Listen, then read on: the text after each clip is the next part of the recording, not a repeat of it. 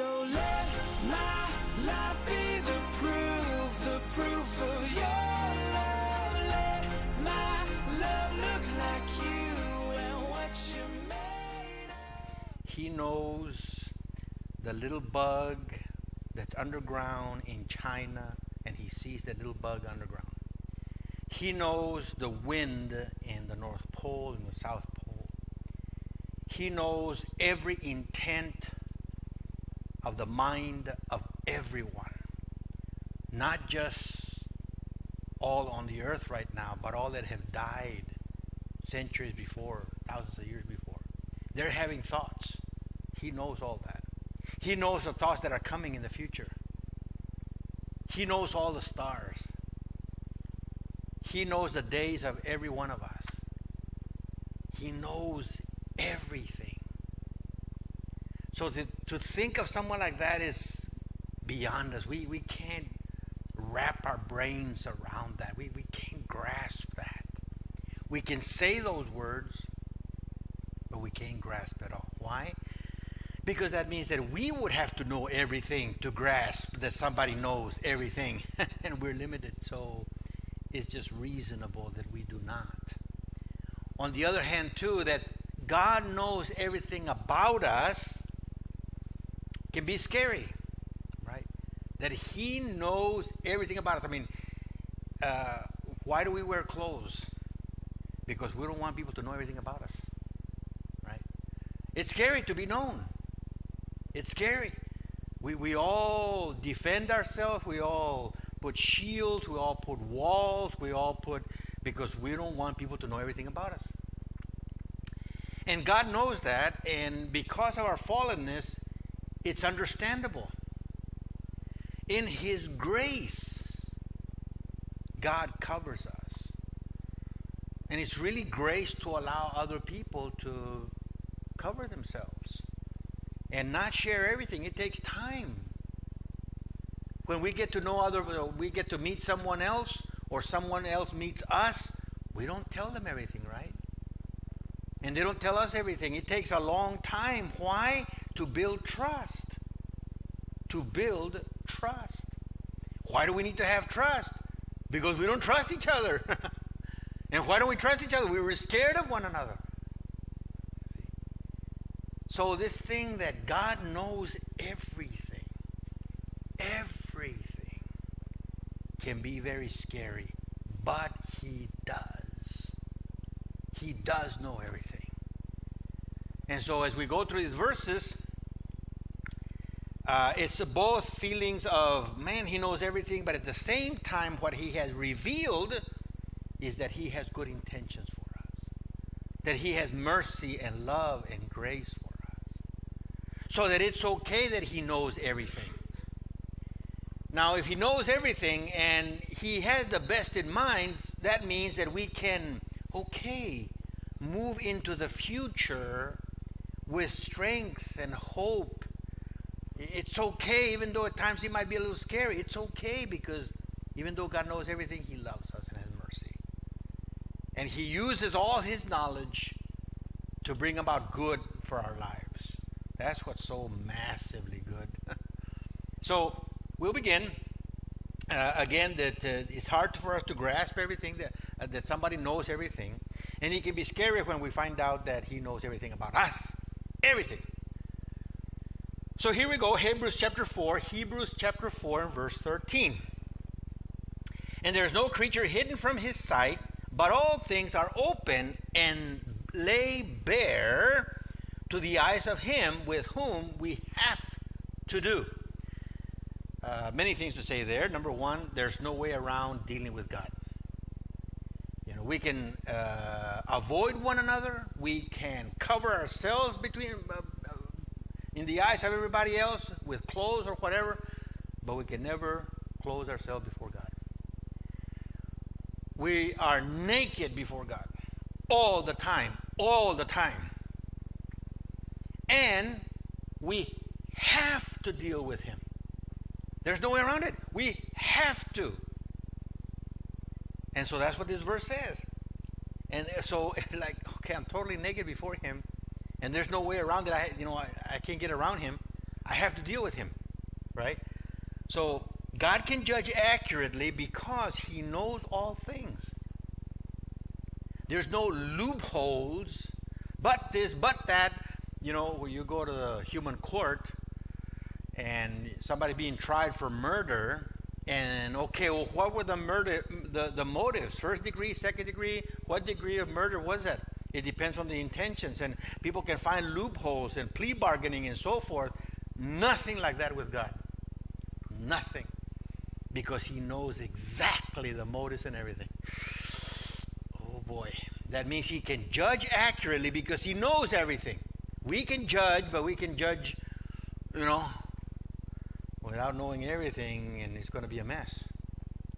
But that's why in Hebrews chapter 4, where we find that verse, right, verse 13, what follows right after that verse, it is very important, because again, it can be very scary. So I want to turn there. If you don't have your Bible, it's okay, you can write it down. Just look at the next 3 verses of Hebrews chapter 4. That was 13 that we read, and there is no creature hidden from his sight, but all things are open and laid bare to the eyes of him with whom we have to do. Given that, it is kind of scary now, verse 14, 15, and 16. Therefore, since we have a great high priest who has passed through the heavens, Jesus, the Son of God, let us hold fast our confession. For we do not have a high priest who cannot sympathize with our weaknesses, but one who has been tempted in all things, yet without sin. Therefore, let us draw near with confidence to the throne of grace, so that we may receive mercy and find grace to help in time of need. In other words, don't be afraid to approach God, even though he knows everything. Even though he knows everything. You see, the Bible is very practical and very relevant. The question is, are we being honest? Are we honest that we're scared of one another? Are we that we're scared even of God maybe and not want to tell him everything? We need to be honest. That's what God wants. He wants honesty from the heart. And so when we go to him and we say we have Jesus, our mediator, the one who died for all of our sins, the one who makes us, acceptable before God, then you know what? Let me be honest with God. There's the throne of grace, even though he knows everything about me. Isaiah 42:9, the next little verse in the booklet. Behold, the former things have come to pass. Now I declare new things. Before they spring forth, I proclaim them to you. The Lord knows what is going to happen ahead of time. He knows the great and wonderful things that he promised are coming. In Isaiah 42, that's what's happening. God is saying, look, in the future, I already know what's happening, and I have good things for you. Good things are going to happen. And remember, if he's omniscient, if he knows everything, he knows the future. And that can make a big difference in our lives. Because if I don't know the future and I'm scared of the future, but God knows the future and he has promised good things ahead, you know what? I can trust him and I can be at peace. I can see now more clearly. Because what happens when we're afraid? When we're afraid, we don't see anything other than what we're concerned about right here. Just tunnel vision, right? But when we're at peace, we're able to, you know what? Oh, what about that? And oh, look what's happening over here. And now I see clearer the issues, all the things that are surrounding that, of what I'm concerned about. So it makes a big difference that God knows the future. 1 Chronicles 28:9. This is David, and he was at the end of his life, and he was passing on the baton to his son Solomon. And he knew David had experienced life, and he was an old man now. He was dying, going to die. He's passing on to his son, and he tells him, 1 Chronicles 28:9, as for you, my son Solomon, know the God of your father. That's the first thing. Know God. and serve him with your whole heart and a willing mind. For the Lord searches all hearts and understands every intent of the thoughts. If you seek him, he will let you find him. But if you forsake him, he will reject you forever. The greatest thing is to know God, to know God, to know God, and after knowing him, to serve him. That should be the highest priority. And he knows, he searches the thought, he knows the intents of the thoughts. There is no outsmarting God, no argument that will stand against his knowledge. No argument. Some of us can lean on our ability to argue and to rationalize and to outsmart somebody else. There's no outsmarting God. He knows the very intents of the thoughts. Job 23:10. But he knows the way I take. When he has tried me, I shall come forth as gold. God knows what he is doing with our lives. He knows what is best. He knows what is best. When I have come out of this, whatever we're going through. And the older I get, the more I think even of the coming of death. When we are young, we can only think of our future, of all the things that are going to happen, and that's great. There's nothing wrong with that. But even the greatest bad that can happen to us is what? We stop breathing. We stop breathing. It's done for this life. But even in that, I can say, God knows. God knows. I can rest at peace. I know that he's got good plans for me.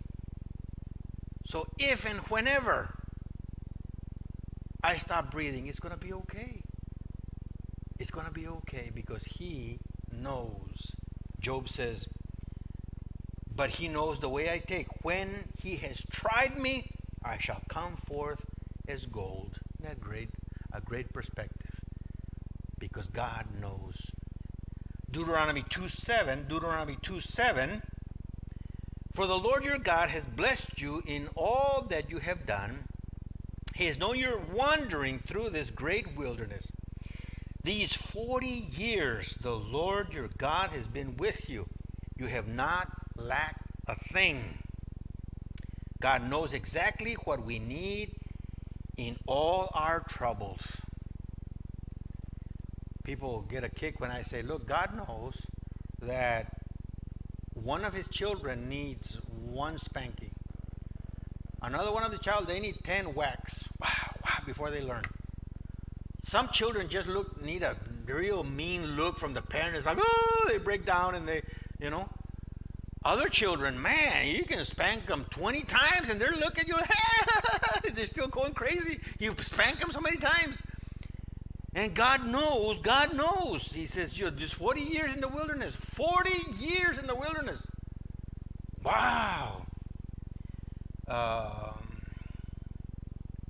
He has been with you and you've lacked nothing. Really, really, what we really, really need, God knows, and he's going to provide.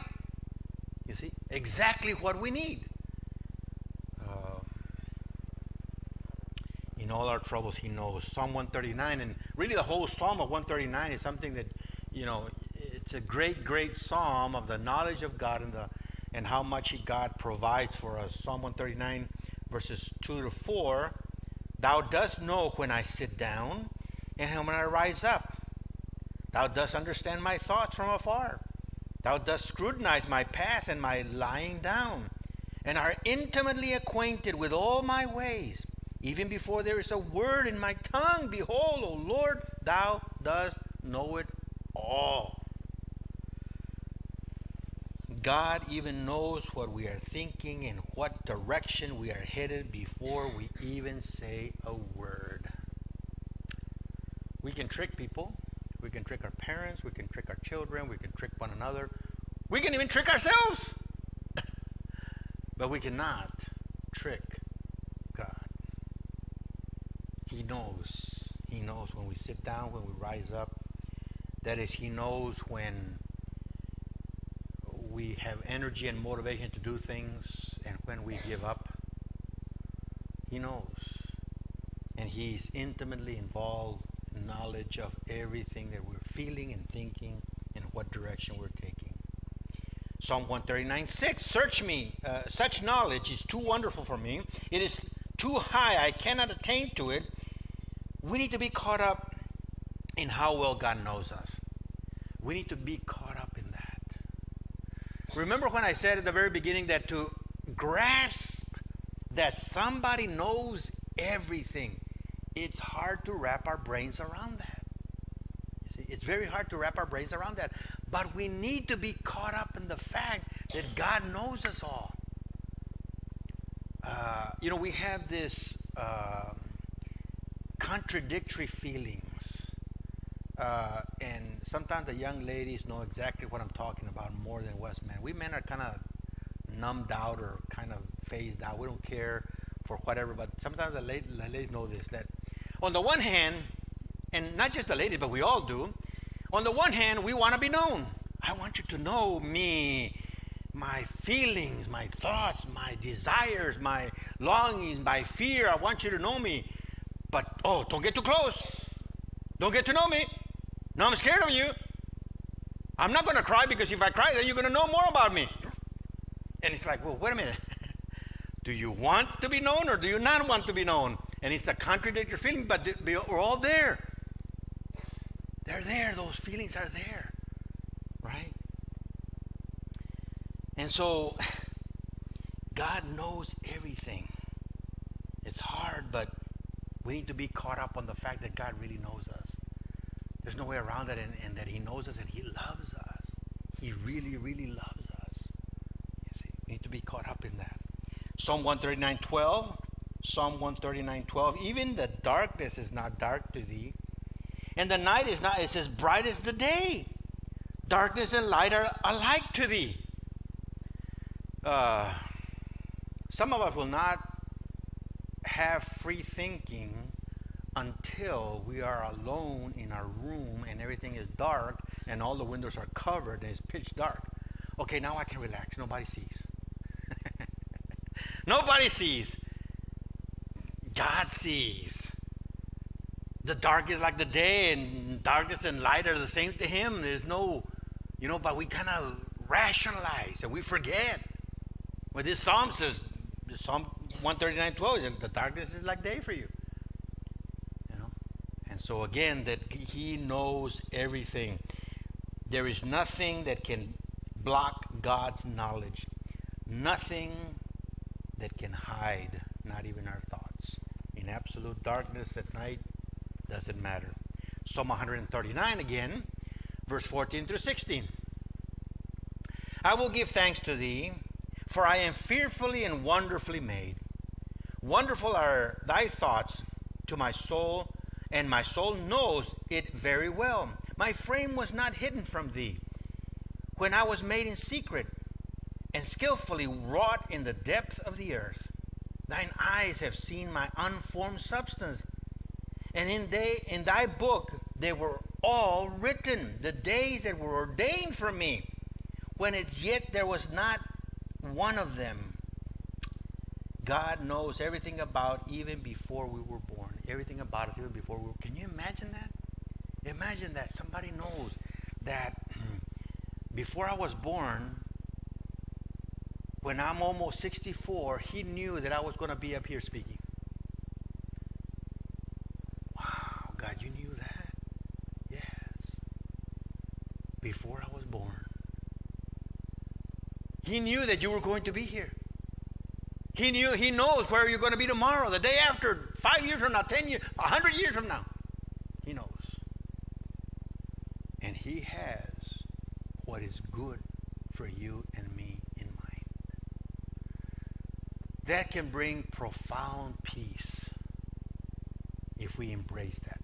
Some of us are going to react with anger. Well, then, I don't have any choice. And here we go, the old human fallenness that can't receive goodness, But before I was even born, you knew my unformed substance. You knew the days that were ordained for me, everything about me. God knew everything about us even before we were born. Psalm 16:2, all the ways of man are clean in his own sight, but the Lord weighs the motives. God knows our every motive, whether they are good or bad. So it's best to turn to God, who knows us better than we know ourselves. You know, when we get into a fight, especially I know with my wife, when we get into a fight, and then after it's all done and we think about it and I think about it, you know, I never lose an argument. I never lose an argument in my own thoughts, right? We think we know better, and in my mind, I know, and boom, I win the argument, right? And I don't know, she probably does the same. But all the ways of man are clean in his own sight, right? But God sees the heart. God knows our very motives, whether they are good or bad. The best thing to do is to turn to God, who knows us better than we know ourselves. Psalm 142, verse 3, when my spirit was overwhelmed within me, thou didst know my path. In the way where I should walk, they have hidden a trap for me. When we are experiencing evil, we think nobody understands what I'm going through. Nobody knows. That's a lie. God knows. God knows when we're going through troubles. Whether it's in a marriage, in a friendship, health-wise, relational-wise, at work, whatever. He knows. He knows. When my spirit was overwhelmed within me, thou didst know my path.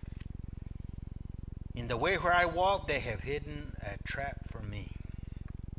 And it can be overwhelming.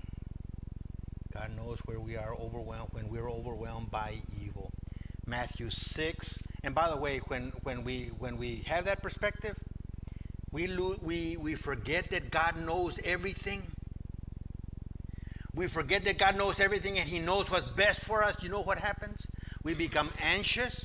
We become angry. We become frustrated. We become manipulative. We scratch and claw and yell and scream because we forget that God knows everything and He knows what's best for us.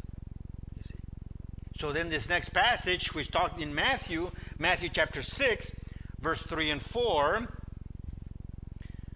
But when you give alms, do not let your right hand know what your right hand is doing. This is another passage I was thinking about.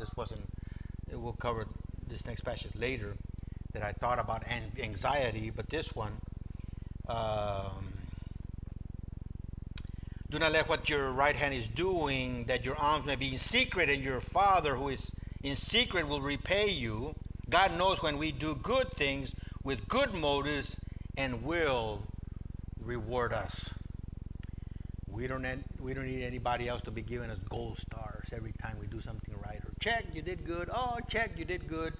You know, no, God knows, and He will reward us in secret. You know, because again, if you're constantly needing for somebody to acknowledge that you're doing good, we forget that God knows everything. God knows, and He will reward. Romans 11:33-34, as the Apostle Paul is thinking about salvation of the Gentiles, salvation of the Jews, and how God has worked all incredibly well. He says, oh, the depth of the riches, both of the wisdom and knowledge of God. How unsearchable are His judgment and unfathomable His ways. For who has known the mind of the Lord? Who has become His counselor? We need to cherish and value God's knowledge. It is far beyond our own little puny little knowledge. And if we don't go back to the scriptures and we don't go back to understanding that, we forget, and we'll go back to, oh, only me, only what I know, and we forget that God knows everything. And He knows what's going on, and He knows what's best. You see? Oh, the depth and the riches, the wisdom and knowledge of God. 1 Corinthians 1:25, Because the foolishness of God is wiser than man, and the weakness of God is stronger than man. What will we choose?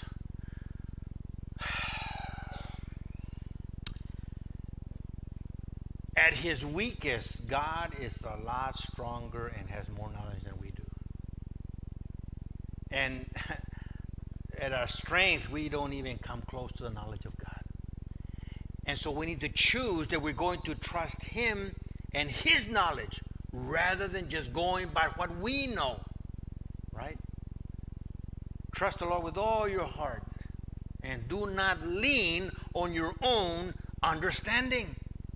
In every way, acknowledge him and he will straighten your path. But we forget that he knows everything. And we go back to our own puny little understanding and we go by that. And we already know the results. We're going to be frustrated, angry, anxious, and here we go. No. 1 Corinthians 3:20. 1 Corinthians 3:20, and again, the Lord knows the reasoning of the wise, that they are useless. We were talking to a car dealer yesterday, and looking at cars, and I would ask questions, and we this and this, and then at the end, he asked me what I do, and of course I told him. He says, "Man, there was something I knew. You walk with God, that you know God somehow." I said, "What do you mean?" He said, "There was just something, a piece about you, that you're asking questions, but you're not anxious. You're not, trying to manipulate anything. There's just a, yeah." I said, "Because if that's going to be our vehicle, that's going to be our vehicle. If that's not it. I have to trust God. I have to trust God. And so be at peace. Be at peace." I felt, joy that he had seen that in me. But we need to choose. Choose to trust God because he knows all the evil around us. He knows our needs.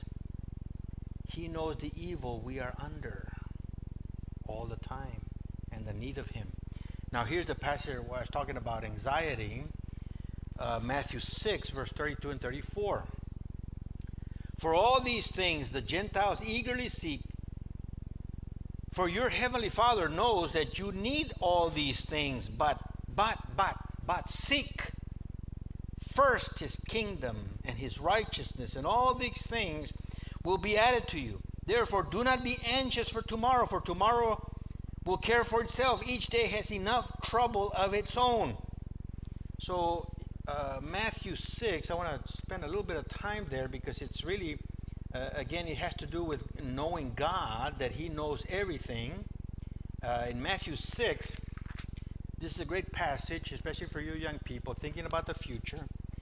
And for all of us, because when we do not grasp again that God knows everything, anxiety, and that if we're going to make life work on our own, anxiety.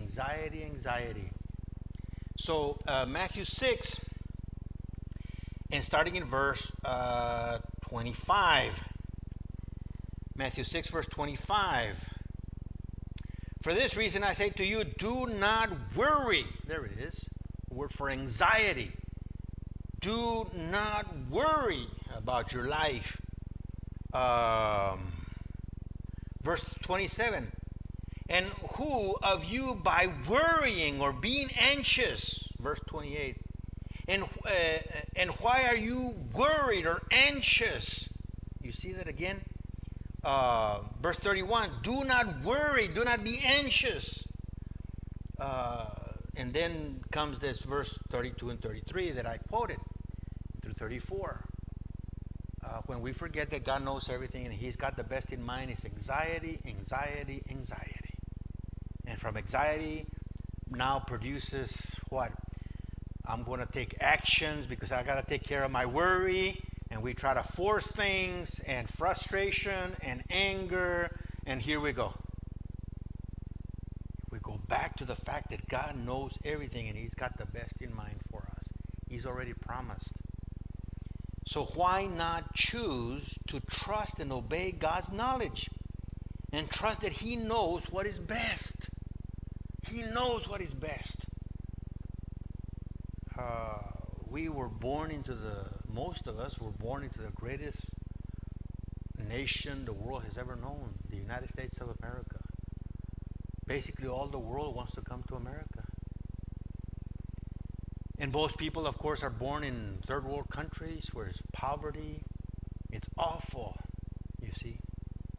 And so we can complain, but man, we live in one of the greatest countries in the world of all time. But if we were to be born in a third world country, we still would not have room to complain. Because God knows and He can provide what's needed. The question is, are we going to trust Him? Are we going to turn to Him or not? Because it's so easy to complain. It's so easy to complain. And yet, no, we need to trust that God knows. He is omniscient, all-knowing. And with that all-knowing, He has promised that He has a good future for us. And how do we know that? Because He already gave His best. He already gave His ultimate. His ultimate is His own eternal Son to pay for all of our sins so that we would be okay now and into eternity. It's going to be okay. He knows everything. What are we going to choose? Choose to trust Him or not? And it's an ongoing battle, is it not? It's an ongoing battle because we forget. We're human beings, and by the time we know it, we're okay. Yes, I need to trust. Yes, I'm going to trust Him. I'm going to trust Him. And by the time you know it, somebody says something or whatever, and we're back into not trusting Him. We're back into not trusting Him. So we say, God, help us. We see in your word, in all these passages, that you are omniscient, that you are all-knowing. By the way, in the New Testament and in the book of Revelation, to have the Spirit of God. And in the book of Revelation, the 7 spirits, meaning absolute omniscience, absolute knowledge of everything. And that is God. That is God. Will you choose to trust Him or not? And need to continue to ask Him to help you and me remember that He knows it all. He really does. So let my life be the proof of your love. Let my love look like you and what you made.